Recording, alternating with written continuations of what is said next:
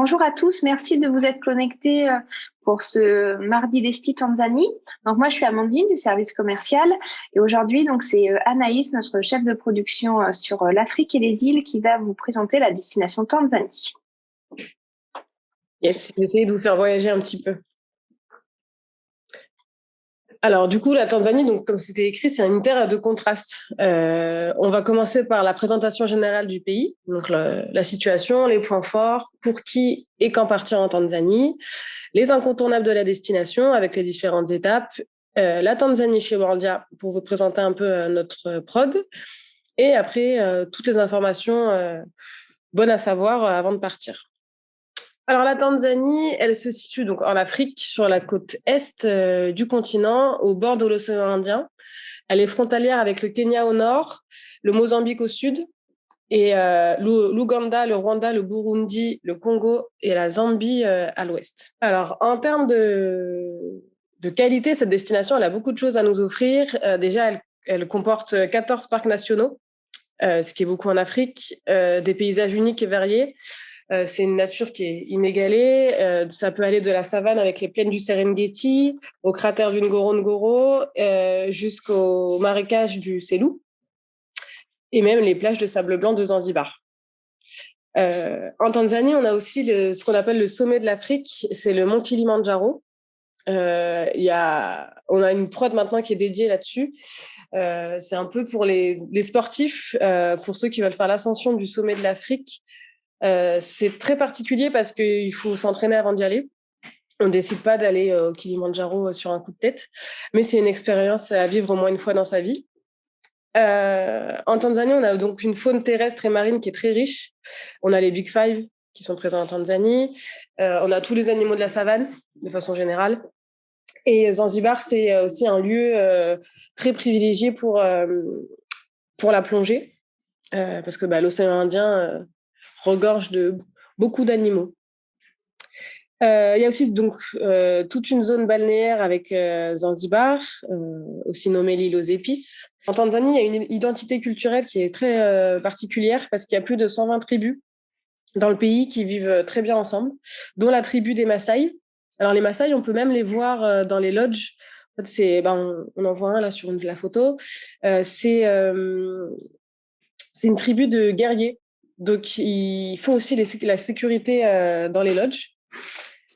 Et en parlant de lodge, en fait, la Tanzanie, il y a énormément d'hébergements différents. Ça peut aller des camps les plus simples aux lodges les plus luxueux. Donc, il y en a pour tous les portefeuilles et surtout pour tous les goûts, parce que ça peut aller vraiment, en fait, c'est bizarre, mais on est en pleine savane, donc en pleine nature, et d'un coup, on va avoir un lodge avec l'eau courante, l'électricité. Mais alors là-bas, il fonctionne beaucoup avec des panneaux solaires.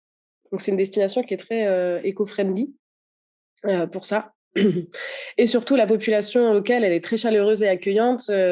Nous, là, on est allé en Tanzanie il y a un mois avec Marion, une conseillère voyage chez nous, et quand on faisait des safaris, quand on se baladait dans les campagnes, on croisait des enfants qui allaient à l'école et tout le monde nous faisait coucou. Les Tanzaniens sont hyper avenants, ils ont vraiment envie d'échanger.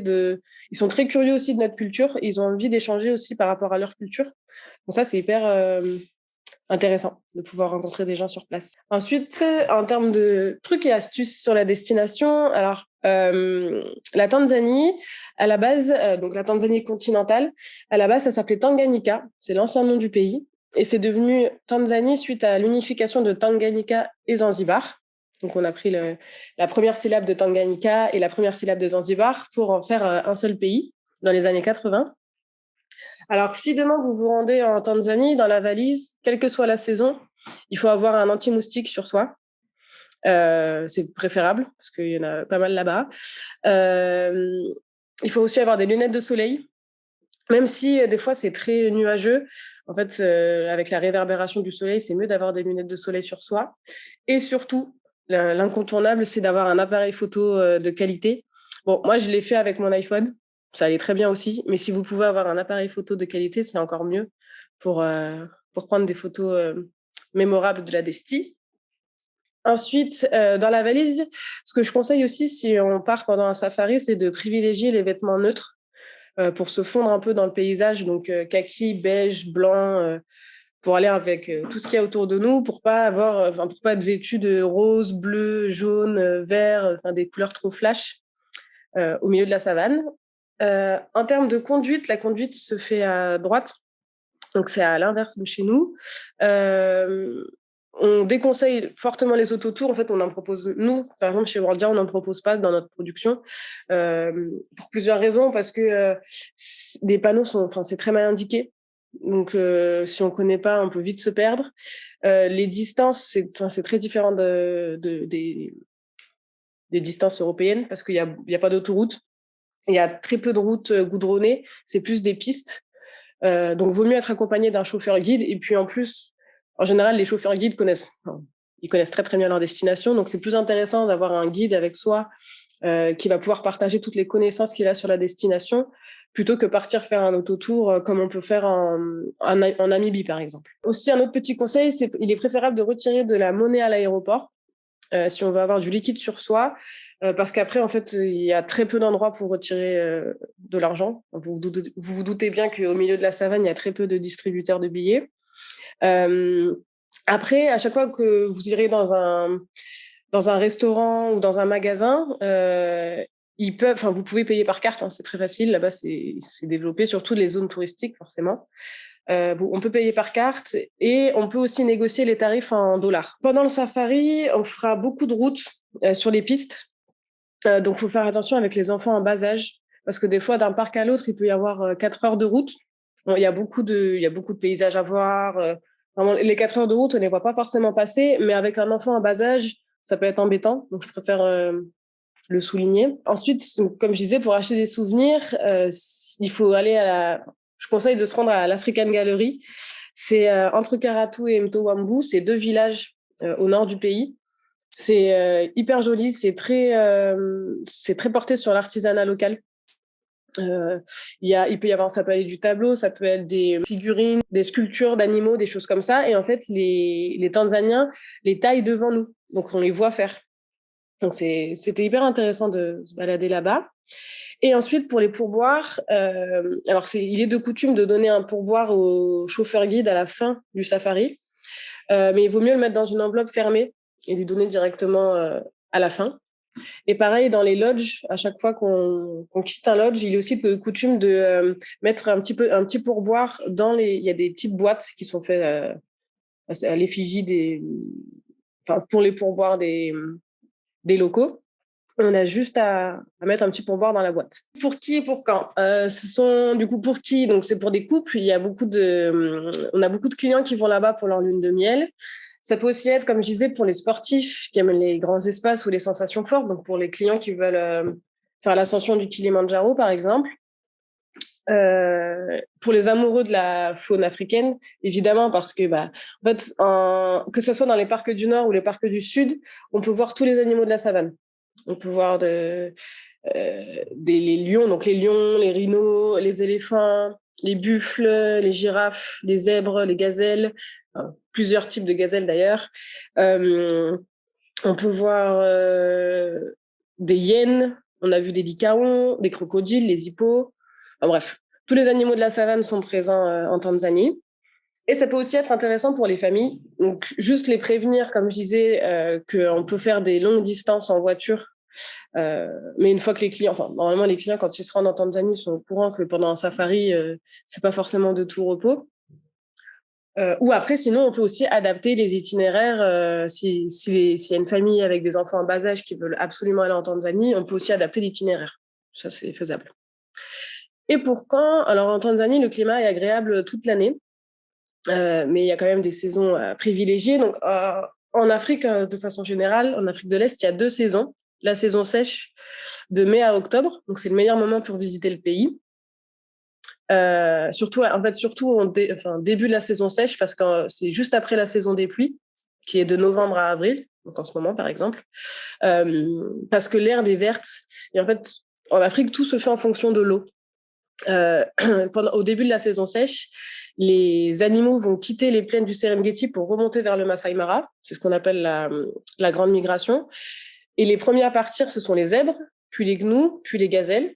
Et forcément, une fois que les herbivores sont partis, derrière, on a les lions, les léopards, les guépards qui suivent. Donc, c'est tous les animaux en fait qui bougent en fonction de l'eau.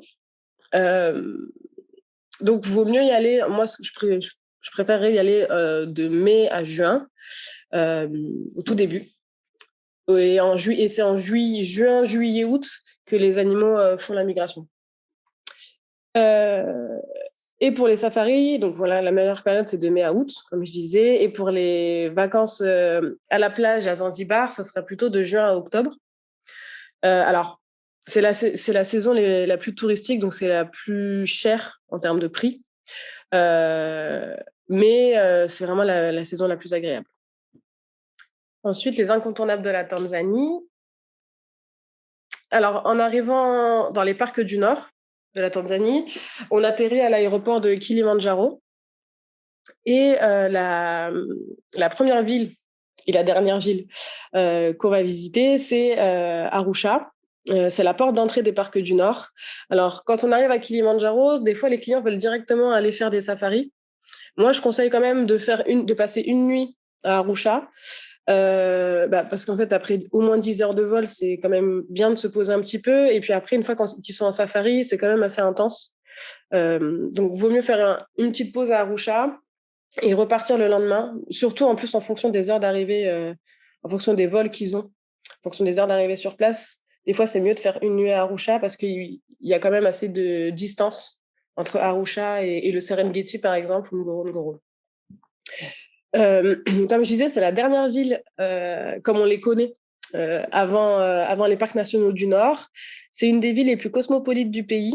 Elle vit du tourisme. Donc, ils sont habitués à voir des Européens arriver dans la ville. C'est une ambiance assez typique de ville africaine avec un marché assez animé, des rues bruyantes, les habitants qui sont très accueillants. Nous, par exemple, quand on y allait, on est arrivé un samedi soir. Du coup, on a dormi à Arusha et le dimanche matin, on était là-bas et on a assisté à une messe avec des chants africains. Enfin, c'était hyper atypique de pouvoir voir ça et on était vraiment bercés dans l'ambiance africaine tout de suite. Ce qu'on peut faire sur place, c'est flâner dans les rues de la ville, découvrir la culture locale. De Arusha, on voit le mont Meru, comme sur la photo. Juste à côté, il y a aussi le parc national d'Arusha. Donc, c'est le plus petit parc du pays où on peut faire un safari pédestre, par exemple. Et on le propose à la journée, par exemple. Si jamais des clients veulent faire un petit safari, ils peuvent très bien aller à Arusha et faire 2 nuits sur place, par exemple. Et ce qu'on peut faire aussi, c'est visiter une plantation de café. Alors, le café éthiopien est très connu, le tanzanien un peu moins, mais il est tout aussi bon. Il y a beaucoup de plantations de café autour d'Arusha. Et c'est très intéressant de savoir comment il est cultivé. Alors, dans notre sélection d'activités, donc forcément, on propose, comme je disais, le safari au parc national d'Arusha. Et on propose aussi le Arusha City Tour accompagné d'un guide sur place. Et en termes d'hébergement, alors c'est 2 hébergements que j'ai visités. Le Karama Lodge, j'y ai dormi quand j'y suis allée. Et l'Arusha Coffee Lodge, on l'a visité et ils ont tous les deux leur propre plantation de café. Donc, en fait, c'est pas forcément une excursion. Enfin, on peut le vendre, nous, on le vend en excursion, par exemple, la visite d'une plantation de café. Mais des fois, dans les lodges, directement, ils proposent ce genre d'activité. Donc, si ça intéresse les clients, ils peuvent aussi le faire directement dans le lodge. Ensuite, le parc national de Tarangire. Donc, comme on voit sur la carte, il est juste un peu plus bas qu'Arusha. Il est à environ 2 heures d'Arusha. Alors, pour accéder d'Arusha à Tarangire, c'est une route goudronnée. Donc, comme je disais tout à l'heure, par exemple, ça peut être un parc, si c'est des clients qui vont avec des enfants, ça peut être un parc à visiter en famille. Tarangire, c'est le royaume des baobabs et des éléphants. C'est la plus petite réserve elle est plus petite que les réserves mythiques de la région, donc beaucoup plus petite que le Serengeti par exemple ou que Ngorongoro, mais tout aussi intéressante parce qu'on y trouve autant d'animaux. En tout cas, on trouve les mêmes animaux, les éléphants, les girafes, les zèbres, les lions, mais il y a beaucoup d'éléphants. à Tarangire parce que les éléphants ont du mal, ont un système digestif qui est très sensible. Et pour digérer, ils mangent de l'écorce de baobab. Et le baobab, en fait, on les trouve au parc national de Tarangire et on ne les trouve pas au Serengeti, on n'en trouve pas au Ngorongoro, par exemple. Donc, c'est pour ça qu'il y a beaucoup d'éléphants à Tarangire. Et en termes de paysage, donc c'est une savane très vallonnée.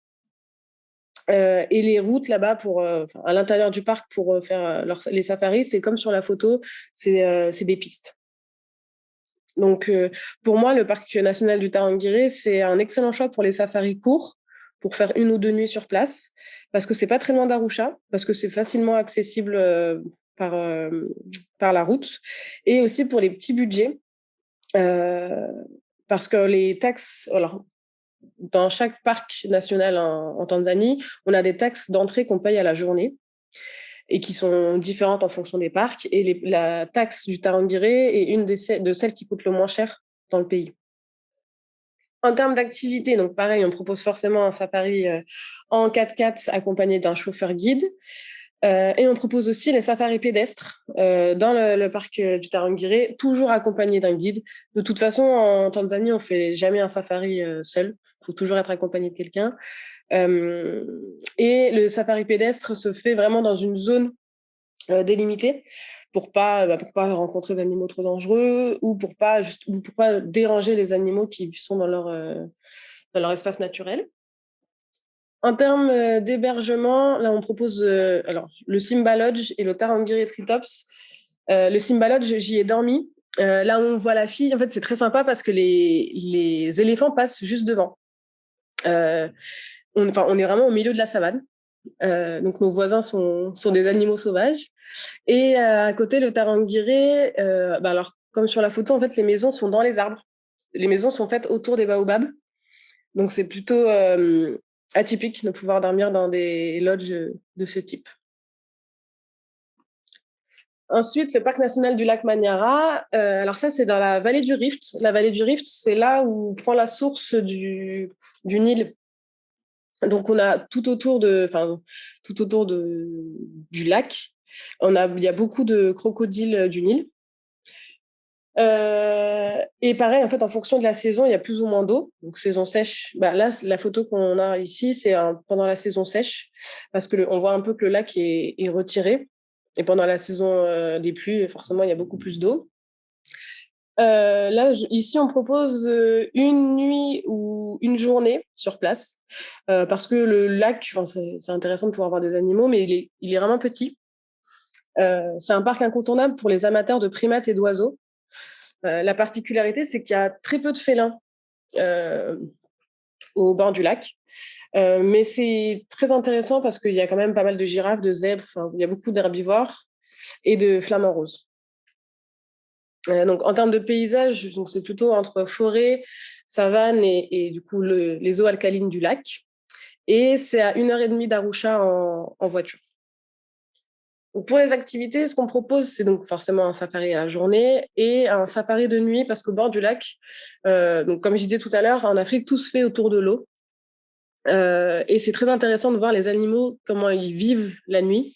En fait, on voit beaucoup d'animaux venir boire au bord du lac. Donc, c'est plutôt sympa de proposer un safari de nuit dans cette région-là. Et en termes d'hébergement, là, c'est vraiment 2 catégories différentes. On a le Tetit Camp au lac Manyara, Kirurumu, et le Lodge Kilimamoja. Donc, c'est deux hébergements différents dans le sens où les Tetit Camp, c'est très particulier au safari. C'est des camps en tente, forcément, alors que le lodge, c'est une maison en dur. Mais ce qui diffère, c'est vraiment le prix, parce qu'après, les prestations sur place, comme vous voyez, dans les deux, on peut trouver une piscine. Les prestations sur place sont les mêmes. C'est juste le prix qui diffère. Ensuite, le lac Natron, c'est le paradis des flamants roses. Donc, il est vraiment au nord de la Tanzanie. C'est un lac d'eau salée, rouge, qui est très salé. En fait, il n'y a aucun animal qui vit dans le lac, de par sa salinité. Les seuls animaux qu'on voit là-bas, ce sont des flamants roses. C'est l'endroit où il y a le plus de flamants roses au monde, et c'est là que les flamants roses viennent donner naissance à leurs petits pendant la saison. Nous, ce qu'on propose autour du lac, c'est plutôt de faire une randonnée. Donc, en fait, ce qui est intéressant, c'est la couleur du lac. Quand on a atterri à Kilimandjaro, du coup, on est passé au-dessus, et du ciel, on avait la chance d'avoir le ciel dégagé, on voyait le lac rose, donc une tache rose au milieu de la savane. C'est assez impressionnant. Donc, comme je disais, ce qu'on propose, nous, dans cette région, c'est une randonnée au bord du lac.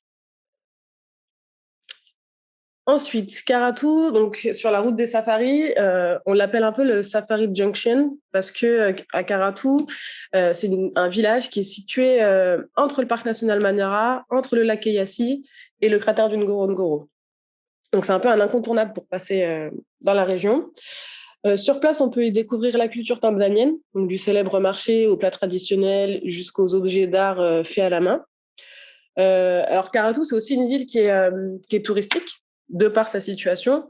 Donc dans la rue, des fois, on peut croiser des gens qui sont en train de fabriquer une petite statue de girafe ou des choses comme ça, et on peut échanger avec eux. Ils sont vraiment très accueillants et abordables.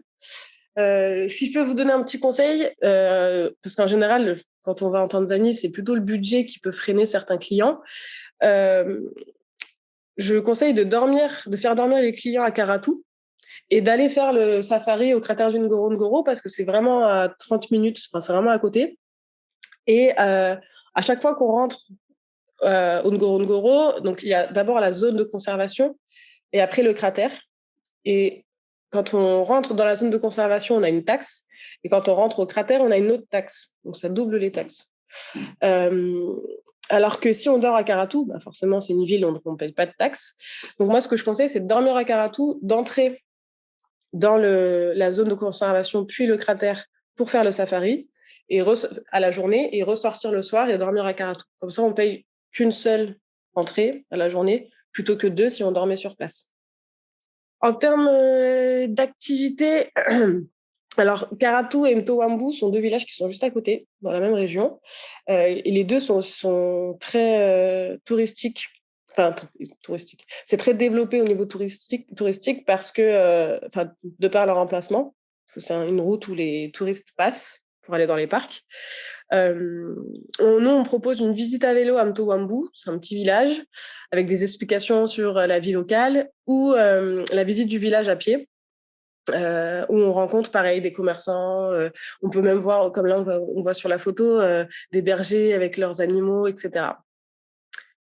Et après, en termes d'hôtellerie, on propose aussi donc, le Pamoja Farm Lodge, qui est plutôt un lodge économie en termes de tarifs, et le Kitela Lodge, qui lui est plutôt premium.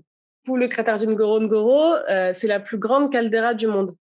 Donc une caldeira, c'est lorsqu'avant c'était un volcan, et il y a plus de 2 millions d'années, il s'est effondré pour former la plus grande caldeira du monde.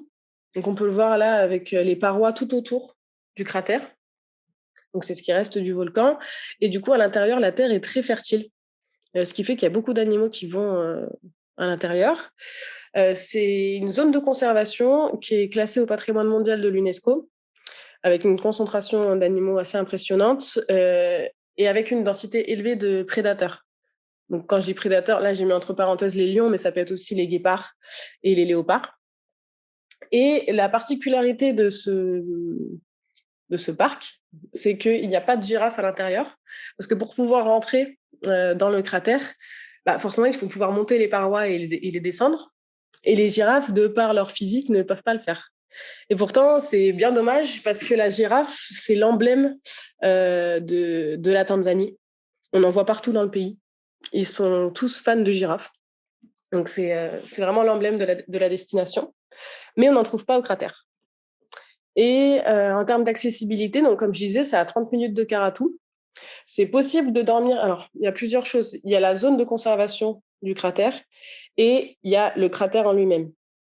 Dans la zone de conservation du cratère, ça veut dire qu'il y a des rangers qui contrôlent la zone, qui sécurisent la zone. Et à l'intérieur de cette zone de conservation, les seules personnes qui sont autorisées à y vivre, ce sont des Maasai. c'est la tribu Maasai. Sinon, si demain, nous, on veut aller là-bas et acheter une maison, on ne pourra jamais acheter un territoire dans la zone de conservation. Personne ne peut y vivre à part les Maasai. Et dans le cratère, là, il n'y a vraiment aucune vie humaine. C'est uniquement la vie sauvage, donc que des animaux. Et donc, en termes d'activité, forcément, ça revient à chaque fois, c'est le safari dans le cratère du Ngorongoro.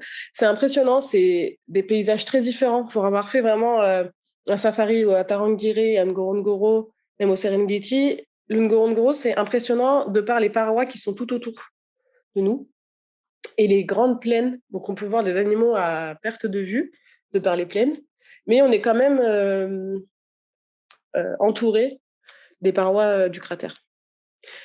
Ce qu'on propose aussi, c'est la visite d'un village Maasai pour découvrir leur culture et leur mode de vie. Donc, c'est très intéressant aussi pour échanger avec les populations locales.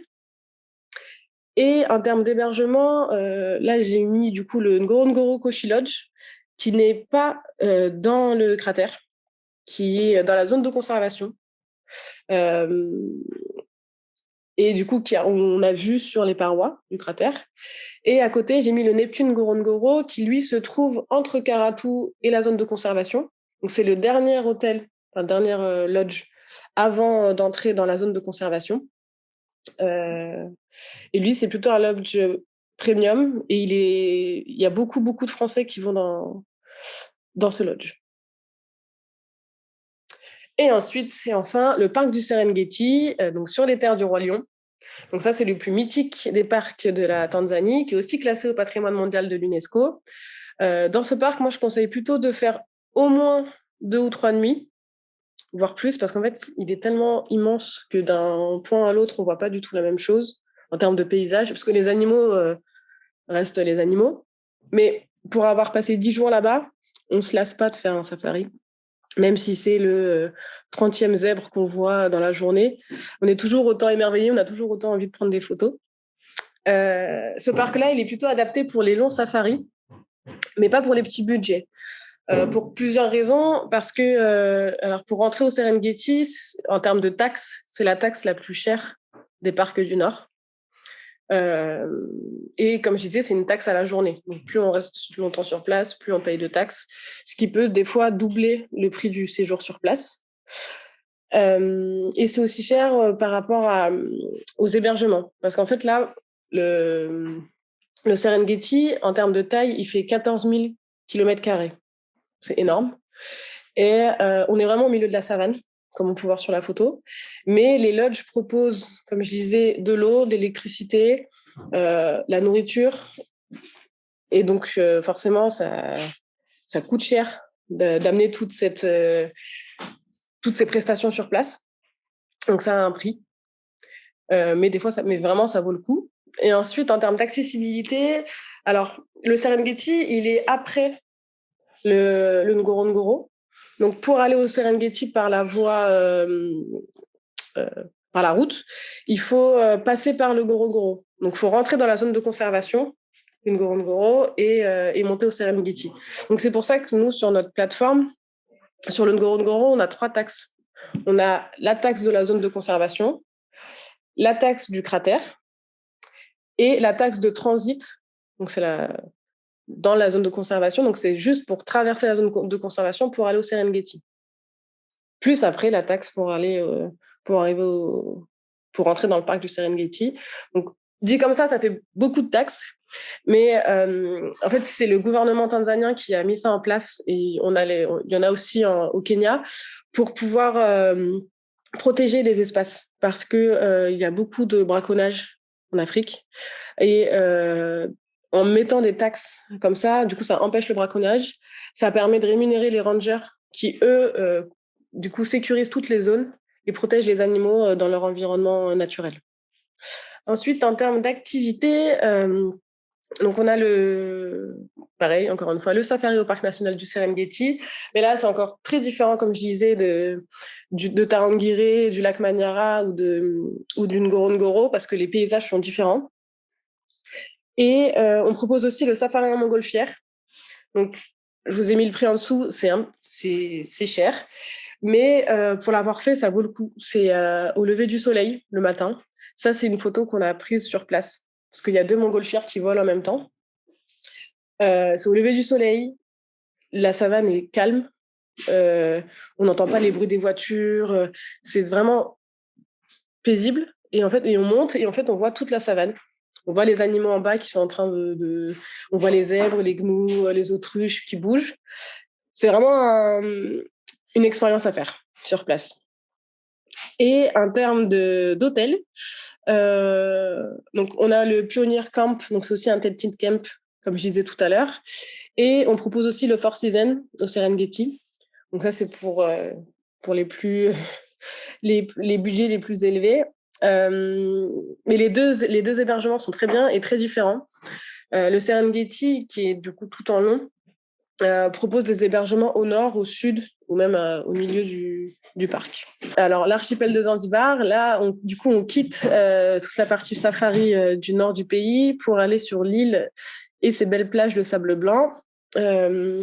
Alors, à Zanzibar, on a la capitale qui est Zanzibar City. Et le quartier le plus connu de la ville, c'est Stone Town. C'est le port commercial stratégique qui se situe donc entre l'Afrique et l'Asie. C'est une ville commerciale où il y a beaucoup d'influences indiennes, omanaises, arabes, africaines et européennes de par la colonisation. Et c'est un quartier qui est classé aussi au patrimoine mondial de l'UNESCO. Donc, ce que je recommande de faire à Stone Town, c'est une flânée dans les rues authentiques du quartier, rencontrer les gens, discuter et ensuite voir un peu toute la culture zanzibarite et ensuite aller du côté est du pays, enfin de l'île, pour voir les plus belles plages de sable blanc et pouvoir se relaxer et faire du snorkeling. Et donc, là, je rentre un peu plus dans le détail sur les plages. Alors, les plus belles plages de l'île sont sur la côte est, comme je disais. Nungwi est au nord, donc on la voit là sur la carte, tout en haut. C'est une zone très touristique parce que en fait, Zanzibar subit des marées sur toute la côte est. Et le seul endroit où il n'y a pas vraiment de marée, c'est le nord, donc Nungwi. Donc, c'est pour ça que c'est très touristique. C'est parce que du coup, on a de la mer toute l'année et pas en fonction des heures. Ensuite, quand on descend un petit peu sur la côte est, on a Matemwe, Kiwengwa et Pungwe sur toute la côte. Ce sont des très jolies plages de sable blanc avec beaucoup d'hébergements aussi. Alors, toute la partie Zanzibar, on peut le couper en deux. Toute la partie nord, c'est très touristique, c'est très développé. Et toute la partie sud, c'est beaucoup plus intimiste, beaucoup plus luxueux en termes d'hébergement. Après, ça n'empêche pas qu'au nord, on trouve des hôtels 5 étoiles et au sud, on trouve des hôtels 3 étoiles. Hein. C'est juste, grosso modo, si on coupe l'île, ça peut être fait comme ça. Le nord est beaucoup plus touristique. Et au sud, donc, on a Dongwe, Pingwe, donc, comme je disais, avec de l'hôtellerie de luxe. Et ensuite, tout en bas, on a Page, Jambiani et Kizimkazi, avec le Résidence, par exemple, qui est en 5 étoiles, ou le Kono Kono, qui est un des hôtels les plus réputés de Zanzibar. Donc là, je vous mettais du coup les activités qu'on propose sur Zanzibar. Donc la visite de Stone Town avec un guide local qui vous explique un peu la culture sur place, l'architecture, l'histoire, etc. Et on propose aussi ce qu'on appelle un safari blue. Donc c'est la plongée pour voir ce qui se cache dans les fonds marins tanzaniens. Et ensuite, donc en termes de recommandations, là je les ai fait donc nord, moitié de l'île et au sud de l'île. Donc au nord, on a l'Esquezalou, par exemple, c'est un 5 étoiles. On a du 3 étoiles et du 4 étoiles. Pareil sur le milieu de l'île. Et au sud de l'île, là, on a plus, comme vous voyez, des hôtels 5 étoiles et des boutiques hôtels. Là, je vous ai mis un itinéraire en suggestion. C'est pour avoir une idée. Ce que je conseille, c'est de faire, donc avec tout ce que je vous ai présenté, une nuit à Arusha, une nuit à Karatu, aller faire un safari à Ngorongoro, ressortir le soir, dormir au bord de la zone de conservation, donc pour ne pas payer, comme je disais tout à l'heure, les taxes sur 2 jours, au Ngorongoro et dormir au Neptune qui est collé à la zone. Ensuite, aller au parc national du Serengeti, faire 2 nuits au Pioneer Camp, 2 ou 3 nuits. Là, j'ai mis 2 nuits, mais ça peut être du 3 nuits aussi. Ensuite, repartir du côté du lac Manyara pour revenir vers l'aéroport. Finir au Tarangire, au Simba Lodge, passer une nuit. Et ensuite, prendre un vol pour aller à Zanzibar, faire 2 nuits à Stone Town, pouvoir découvrir la culture locale. Et ensuite, aller 5 nuits dans un boutique hôtel pour pouvoir se reposer après son safari. Et enfin, la production chez Worldia. Alors, il y a des petites questions, je sais pas si tu les as vues, Anaïs, sinon je te les dis comme ça. Il y a Valérie qui demandait quel était le montant des pourboires. Alors, c'est un peu au bon vouloir de chacun. On sait que les Américains sont beaucoup plus généreux que les Européens sur les pourboires, par exemple. Pour vous donner une idée, nous, ce qu'on faisait quand on allait là-bas, on donnait à peu près $10 dans chaque lodge. Après, si jamais dans un lodge, on s'entend bien avec un serveur, vraiment, les Tanzaniens sont très accueillants. Donc, si jamais on a un coup de cœur pour pour un, pour un lodge, on peut très bien donner, ça peut aller jusqu'à $50, par exemple. Après, il y a Audrey qui demandait si le tour est en français ou en anglais. Donc, je pense que c'est au niveau du safari, au niveau Alors, du guide. nous, on les fait en français. Nous, ce qu'on propose chez Worldia, c'est uniquement avec des guides français. Après, il faut savoir qu'en Tanzanie, la langue principale, c'est le swahili et l'anglais. Donc, tout le monde parle anglais sur place. Le français est développé dans les zones touristiques, un peu moins dans les zones moins touristiques, mais tout le monde parle anglais. Ça, c'est une certitude. Nous, les guides qu'on propose pendant les safaris, ils parlent tous français. On a plusieurs questions concernant les coûts d'entrée pour avoir une idée du tarif des taxes et des coûts d'entrée dans les parcs. Ouais. Alors, comme je disais un peu, ça dépend des parcs. Par exemple, Tarangire, c'est le moins cher. En haute saison, il est à $54 en haute saison, à la journée, par personne. Alors que par exemple, si on prend le plus cher, donc le Serengeti, en haute saison, il est à $71 par jour par personne. Les coûts et les droits d'entrée sont rentrés. Nous, sur notre plateforme, tous les coûts et droits d'entrée sont en plateforme. Ils sont dans la partie activité. Donc, quand on est, par exemple, si vous faites un devis sur le Serengeti, vous cliquez sur activité, vous allez avoir les droits d'entrée qui s'affichent et qui se rajoutent directement au prix. À partir de quel âge conseillez-vous les safaris? Alors, pour moi, en Tanzanie, il faut au moins avoir 8 ans. C'est possible en dessous, mais après, au bon vouloir des parents. Hein. Mais pour moi, il faut au moins être entre 8 et 10 ans minimum. Parce que, comme je disais, en fait, des fois, on fait de la route. Mais si c'est des clients qui veulent absolument emmener leurs enfants faire un safari en Tanzanie, ils peuvent en faire. Par exemple, on peut les emmener au parc national de Tarangire, ils vont voir tous les animaux. C'est un parc qui est proche d'Arusha, donc c'est à 2 heures de route d'Arusha sur une route goudronnée, donc ça va. Et après, sur place, une fois qu'on est dans le parc, par contre, c'est que des pistes. Donc bon, après, normalement, les parents, quand ils emmènent leurs enfants en safari, ils savent que les conditions sont pas forcément adaptées. Mais ça se fait très bien. Donc pour moi, je dirais 8-10 ans. Il y a des petites questions sur la présentation.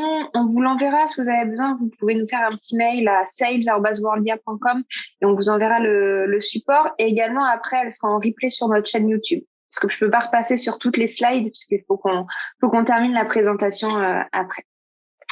Il y a une dernière question. Est-ce que vous proposez le parc national de Sadani et la réserve de Selous? Qu'en pensez-vous? Alors, le parc national de Sadani, on ne le propose pas. Mais la réserve de Selous ou le parc national de Nyarere, on le propose maintenant, justement, c'est dans la slide juste après. Parce que là, je vous ai présenté la zone la plus touristique, la plus développée en termes de safari en Tanzanie. Le parc du Selous, enfin la réserve de Selous, on la propose aussi. Comme on propose aussi Mikumi, on propose aussi Ruaha, par exemple. Mais ça, c'est des réserves beaucoup plus sauvages que les parcs du Nord. C'est plus pour des repeaters, pour des clients qui ont déjà fait un safari et qui veulent voir d'autres paysages et autre chose, parce que la réserve du Selous, par exemple, c'est immense, ça fait 4 fois la taille du Serengeti. On y trouve les mêmes animaux, globalement. On peut voir plus facilement des lycaons dans le Selous que dans les parcs du Nord. Mais c'est surtout que ce sont des zones marécageuses. En fonction des saisons, par exemple, pendant la saison des pluies, il ne faut pas y aller, clairement, parce que c'est inondé. C'est des zones inondables. Donc pendant la saison des pluies, c'est impraticable. Et dans les parcs du Sud, ce que je préconise, c'est plutôt de faire ce qu'on appelle un flying safari. Donc on atterrit à Dar es Salaam. Et ensuite, on prend un vol de Dar es Salaam pour aller dans les parcs, donc pour aller à Mikumi par exemple, puis à Ruaha, puis au Selous, et après retourner à Dar es Salaam. C'est plus facile que d'y accéder par la route. Super. On va du coup repartir sur la production chez Worldia. Hop. Voilà. Hop, du coup, nous dans notre production, en sélection, on a plus de 128 logements que j'ai soigneusement sélectionnés pour vous. Alors, c'est des logements soit que j'ai visités pendant mes voyages, soit qui ont été recommandés par les gens sur place. En fait, par exemple, pour les lodges, c'est un peu comme l'hôtel, il y a des chaînes de lodges. Donc, comme il y a des chaînes hôtelières, il y a des chaînes de lodges qui, eux, ont des lodges au Ngorongoro, au Serengeti, au Selous, etc. Donc, quand j'en ai visité un et que je vois à peu près la qualité des prestations sur place, je me dis que les autres, on peut les proposer en sélection.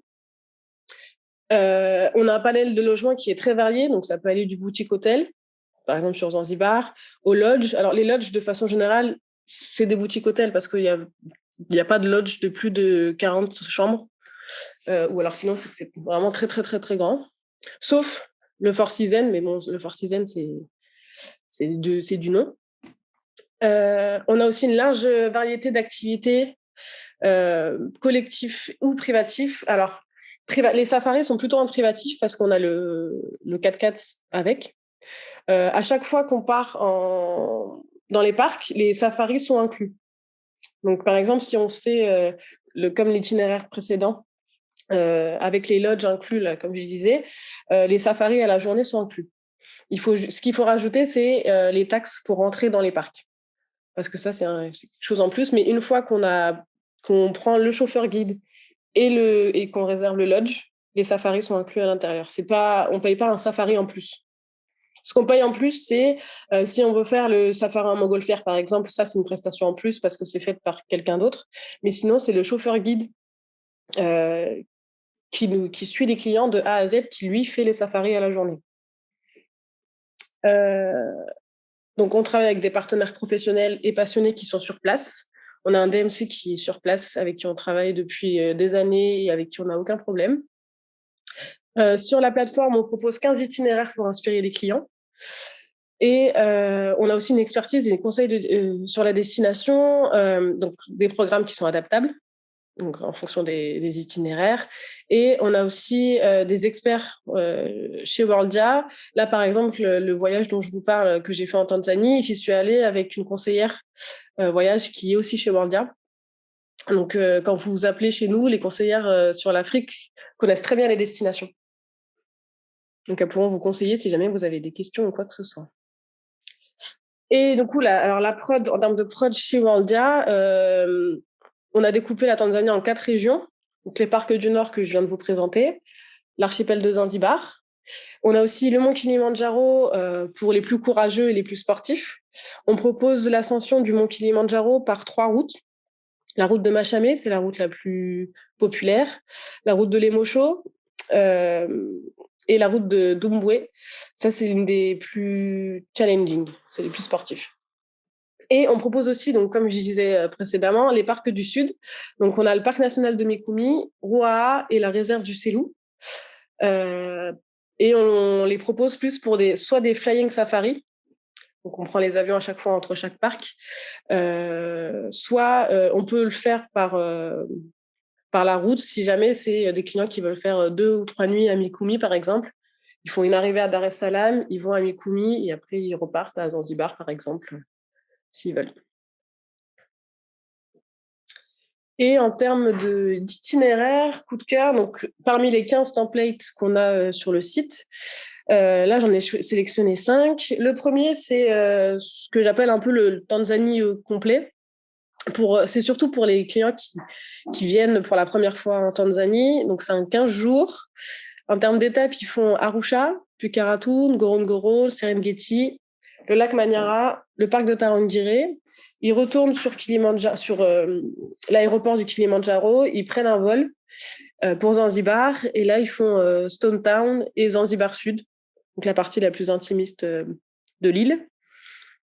Ensuite, on a aussi un template avec les parcs les plus mythiques. Donc là, c'est un combiné Kenya-Tanzanie, où on fait full safari, on arrive à Nairobi, on descend à Amboseli. Là, la photo qu'on voit au-dessus avec les girafes, c'est prise de Amboseli. En fait, c'est un safari où ce qui est incroyable, c'est qu'on est dans un parc au Kenya, mais du Kenya, on voit le mont Kilimandjaro, et on fait le safari avec le Kilimandjaro en fond. C'est très joli. Et ensuite, par la route d'Amboseli, on rejoint Arusha, puis on descend à Tarangire, Ngorongoro, le Serengeti, puis on revient sur Manyara, puis Arusha, et là on repart soit pour aller à Zanzibar si des clients veulent faire une extension balnéaire, soit pour rentrer en France.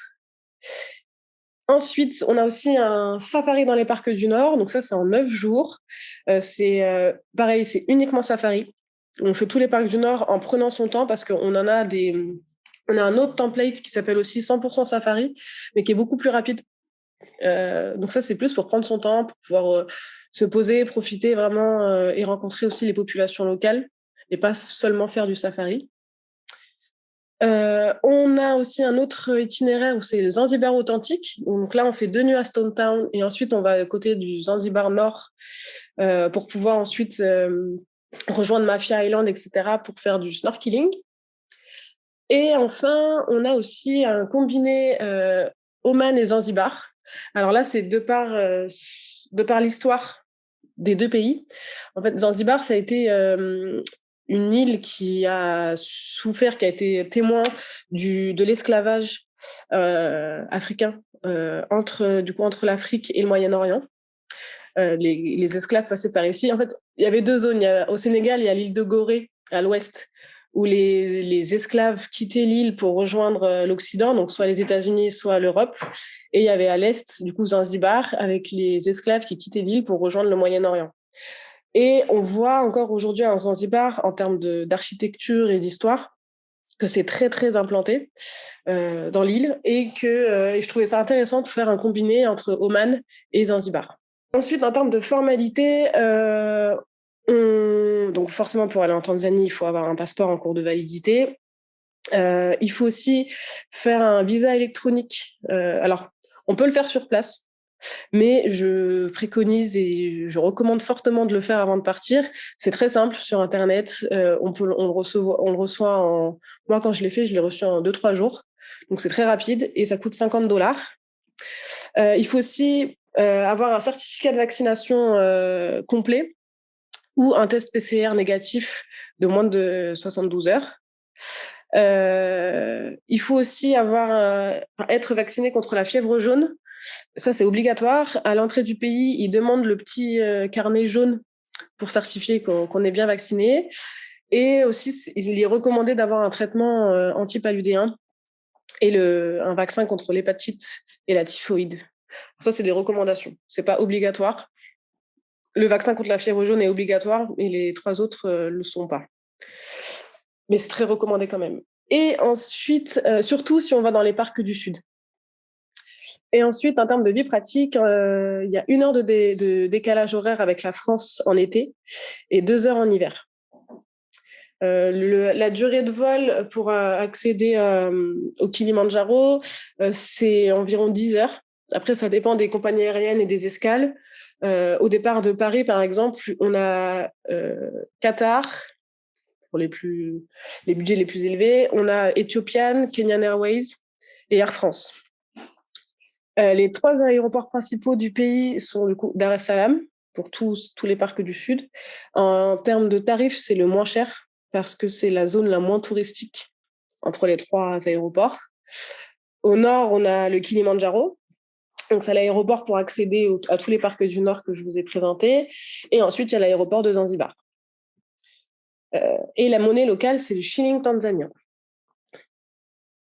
Là, vous avez nos contacts. Donc, Anaïs pour toutes les questions sur la production. Donc, normalement, c'était Sergio, mais si vous avez des questions au niveau commercial, plateforme, vous pouvez écrire à sales@wordia.com que j'ai donné sur le chat.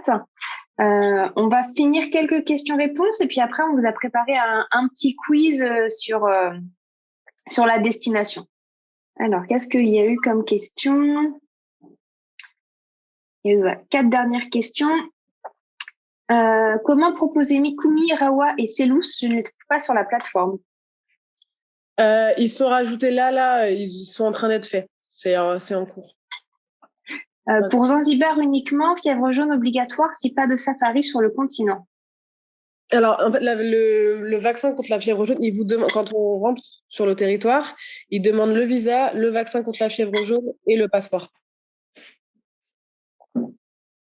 Dès l'entrée du territoire. Là, quand on y est allé en novembre, et il nous demande aussi le pass sanitaire. Moi, par exemple, qui ne suis pas complètement vaccinée, j'ai fait un test PCR qu'ils ont pris et ça passe très bien. Donc, le test PCR marche.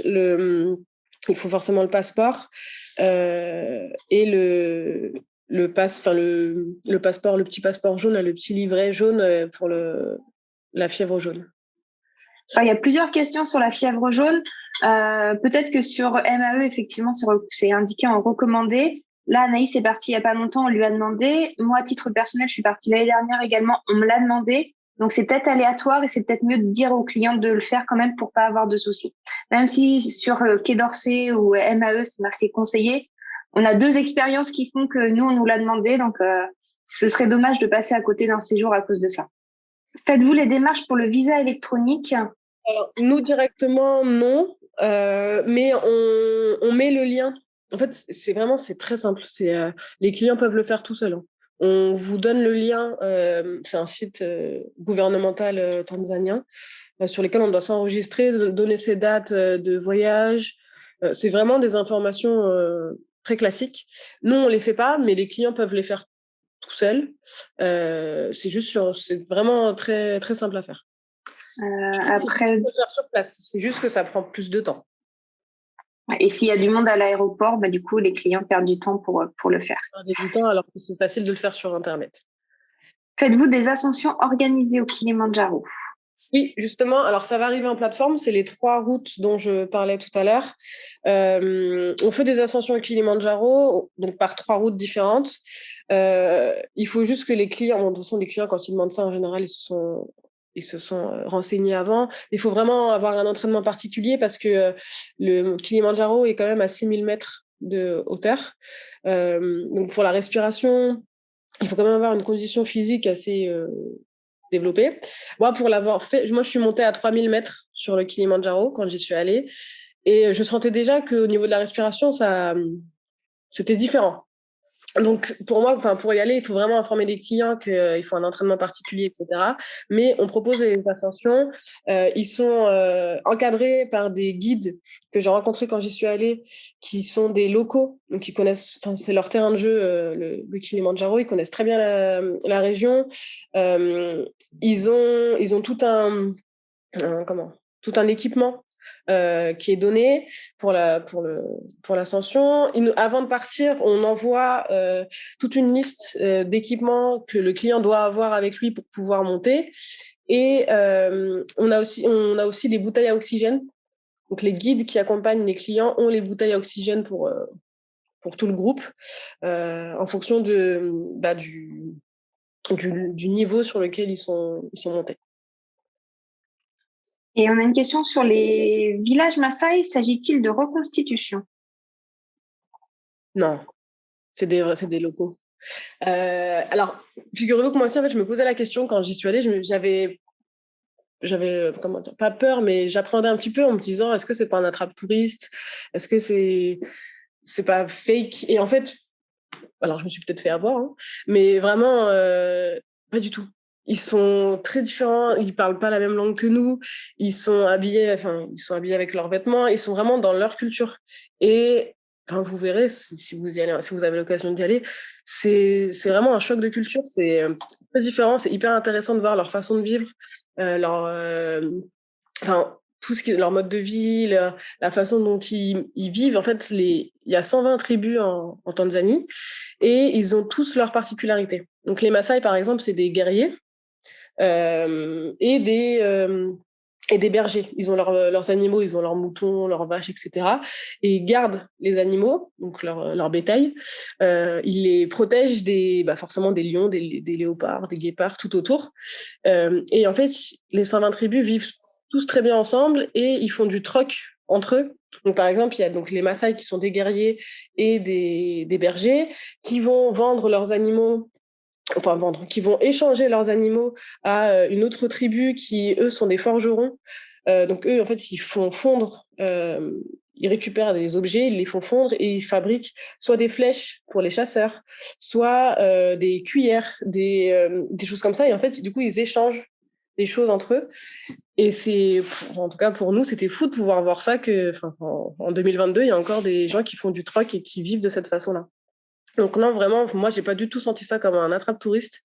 Après, il y en a peut-être sur place, mais ceux que j'ai visités et ceux que j'ai rencontrés, c'était vraiment des locaux qui sont à des années-lumière quand ils nous ont vus arriver avec nos téléphones en train de prendre des photos des animaux et qu'on leur montrait les photos qu'on avait prises. Eux, en fait, j'avais pris juste avant, on avait croisé des vautours qui étaient en train de manger une carcasse, donc je les ai pris en photo. Eux, ok, ouais, c'est normal, c'est la vie, quoi. C'est très différent. Vous avez du coup les contacts là pour s'il y a d'autres questions ou autres, et également si vous avez pendant un projet besoin d'une information, vous pouvez contacter l'avant-vente et vous aurez la chance de tomber sur Marion qui est partie avec Anaïs sur la destination et elle pourra vous conseiller sur le projet pour vos clients. Ah oui, je vous ai mis une petite citation tanzanienne. Ce n'est pas alors là-bas, ce n'est pas dans le pays, ce n'est pas la main qui donne, mais le cœur. Merci à tous, très bonne journée. Merci Anaïs. Au revoir.